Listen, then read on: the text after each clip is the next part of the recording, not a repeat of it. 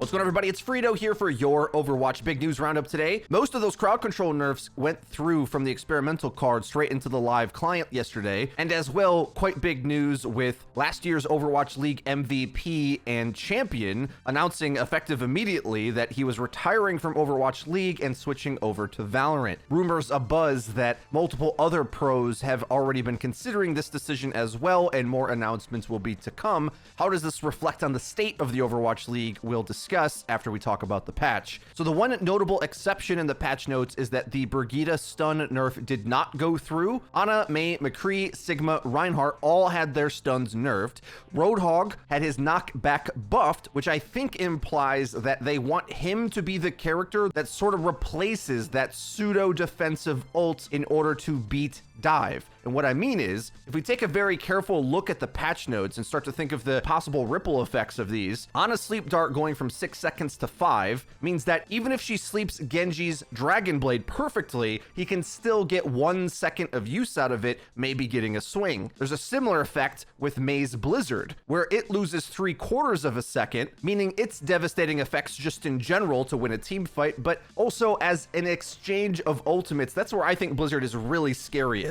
They want to commit in on you with ultimates that can just disrupt your whole team if they go unchecked, like Primal Rage, Dragon Blade, Doomfist coming in, etc. 5 seconds really insulated your team, making Blizzard possibly one of the best ultimates in the game. Its reduction isn't as severe, but I think you'll find it definitely does matter. The freeze duration on Mei's primary fire goes down 0.2 of a second. This means she can't get a second shot out on a fully frozen target, which is the difference between hitting a easy follow-up second headshot on a tank or them being able to move. Again, Winston is a character that's really happy for that. And what Blizzard is trying to do is force dive, I think, is the easiest way to say it. McCree's flashbang stun reduction is going to have a similar effect to Mei's freeze. Again, they're trying to remove the easy follow-up shots after targets get knocked down. That's probably the philosophy on the Reinhardt Earthshatter nerf as well, where an entire swing of Reinhardt's follow-up damage on his Earthshatter has been taken away, half a second of the duration of the ultimate. And some of these I know players aren't very happy about, because a lot of these characters nobody was asking for them to be nerfed, and I can see that perspective as well. I definitely don't think Blizzard is done patching by any means. For example, why does Mei still have multi-freeze? Got buffed during the power up era of the game, let's say. A lot of these changes do seem reasonable when you really think about where they're trying to attack and why. Like, everyone likes Reinhardt, sure, but he is perhaps a bit too strong from a pure balance standpoint. But from a preference and playability standpoint, I mean, I don't think anybody really minds if their teammate picks Rein, who's a bit easier to play because he's more powerful, right? He just sort of stabilizes the game and makes it playable. Anytime he's banned, ranked kind of goes into a clown fiesta for a bit. But important to remember, a lot of that strength came from his buffs in the mid fight, either to steadfast or his move speed while shielding. That gave him that really steady playstyle that we, I think, now come to expect. And the Earthshatter nerf may be just the chickens coming home to roost to level out his power to be a bit more fair, to compensate for how great he is in the neutral against basically every other tank. And the Sigma Accretion Rock, he can whip it out faster, which I think is low-key a buff that a lot of players overlooked in this change. Close range combos with Sigma are very important and common outside of the Orisa Sigma duo. When you play Sigma with any other tank, especially like with a Rein, you're going to be hitting close range accretions more often. But those long range accretions, which got nerfed, where you no longer get an increased stun with Accretion Rock no matter what distance you throw it at, is really going to nerf the halt into accretion combo more than anything, because that's the most reliable way you're hitting those. I mean, some top level Sigmas might reliably knock Pharahs out of the sky, for example, but normally targets that far, you're not comboing to kill anyway. Like, they get stunned and they fall, but it's really hard to follow up on that kill a lot of times unless you already have a player flanking over there. But it wasn't uncommon to get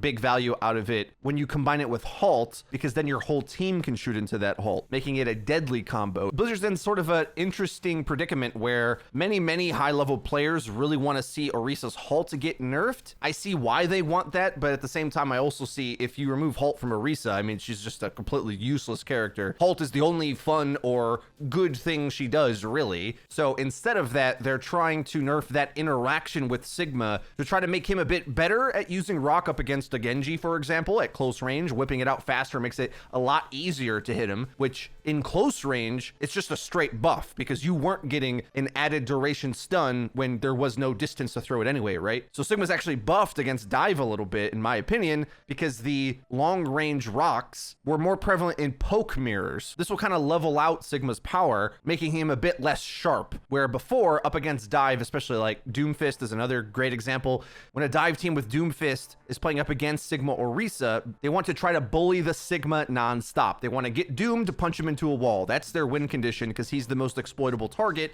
and stunning him out of grasp is even a bigger burst of value. But now that he can more quickly whip out the rock, he has a slightly better chance up against that Doom pick. Well, that's it for reviewing the patch notes. I did also want to mention that competitive play season 21 ends in 7 days, so be sure to get your games in before the cutoff for the season ends. Typically, they've had quite the fast turnaround, ticking over to the next season immediately, and I assume they'll do that again for season 22. Moving on to our last news story for the day, Sinatra announced on Twitter that he was going to be leaving the Overwatch League, thanking his teammates for all the support and citing problems like 222, specifically the wait time for DPS and the state of the game and hero pools to be contributing factors as to why he lost his passion for the game. He explained this more on his stream, and as well, teammate Super cited that Sinatra hadn't been playing recently, not because the coach didn't want him to, but he very clearly was already losing passion, and whereas last year he was a big vocal shot calling leader for the team, that energy had kind of drained away. This is a theme that I think we can expect to see happen for a bit of time. Competitive Overwatch is taking a punch on the chin with a game like Valorant coming out, completely built around competitive integrity, which is, well, frankly, the one major weakness that Overwatch has. As a fun experience, I still think Overwatch is far superior. Valorant is a try-hard, sweaty game that is hard to get into unless you're gonna give 110%. But for competitive players that are looking for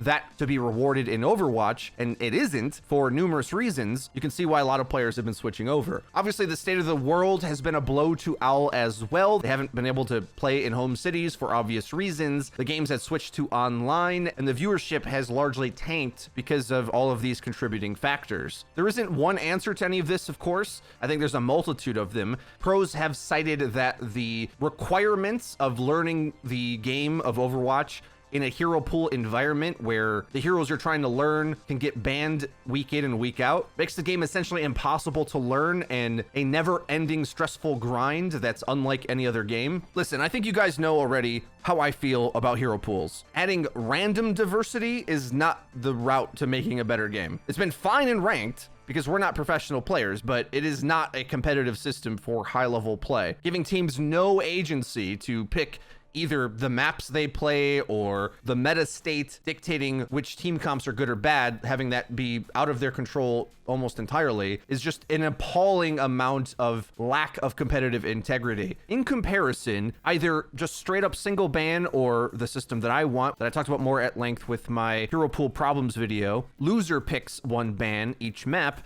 looks far less invasive than the complete chaos of 4 bans generated outside of the team's control. I can't stress enough that it's a combination of how many bans and the lack of control that is really amplifying all of this. No matter what, banning heroes makes the game harder and more diverse. We knew that was going to happen. That's the intention. But the reason why loser picks one ban is far better is that as you're getting steamrolled by a strategy you can't control, you can bring the series back and force your opponent to play something else. You might say this system lacks competitive integrity because it overly buffs up losing teams, but there's comeback mechanics in all sorts of esports games, including Valorant, by the way. The current system we have, sure, allows teams to prep on a given hero pool selection for the week, but what really ends up happening is that teams try to figure out the best meta comp in that week, go into their game, and either have chosen correctly or incorrectly. And if they chose incorrectly, they get destroyed for the entire series, 3-0, GG no re, easy clap, and there just isn't a way to adjust. Good luck, move on, better luck next week. Whereas, yes, adding bans the day of or from map to map would add a level of chaos that you couldn't prepare for, but it's not like teams are coming into these hero pool weeks with perfect prep anyway. It's not possible. At least if they could choose the bans, they could get closer to the type of comp they want to be playing instead of be slave to the new RNG meta from week to week. And don't even get me started on the fact that somehow the most dominant high tier character in Mei is never going to be available to be banned out of the Overwatch League for the foreseeable future because her ranked pick rates aren't high enough. I've even heard people talk that based on the pick rate percentages, they think that, quote, high level competitive play includes diamond and above. Holy moly. Well, guys, that's everything for today's video. I hope you did enjoy it. If you did, please be sure to leave it a like. It really does help us out. Lets us know that you're enjoying the content. And if you haven't already, hit subscribe, hit the bell icon to actually get notified when our videos go live. That's been it for me. I've been Frito for your Overwatch. We'll see you guys next time.